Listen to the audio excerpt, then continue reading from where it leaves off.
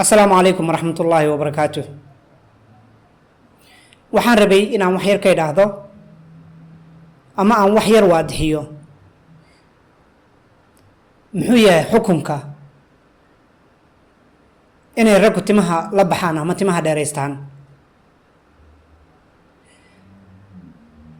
diinteennu ma jirto meel ay ku xaaraantinimaysay raggoo timaha la baxa. marka waxaa loo baahan yahay qofku markuu mataqaanaayo wax naqdinayo ama wax ka hor imaanayo asagoo weliba cogsanaya diinta inuu og yahay meeshuu mataqaanaayo uu kasoo dhexul qaadanayo ama daliiladu u haysto ama wax uu sheegayo inay sax yihiin iyo in kale.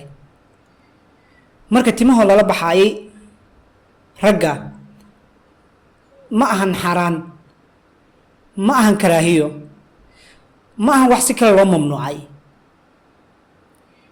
haddii adigu mataqaanaa aysan ahayn waxaad u baratay ama waxaad inta badan aad aragtay, taasi kama dhigna inay diinta xaaraan ku tahay.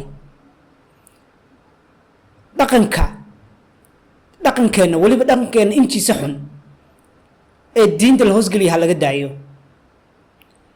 dhaqan fara badan oo wanaagsan baynu leenahay, haddana laakiin dhaqan fara badan oo xunna waynu leenahay oo kana ka mid yahay. oo qofku wuxuu asaga mataqaanaaye caado iyo taqaalid aan u ahayn uu isleeyahay waa xaaraan.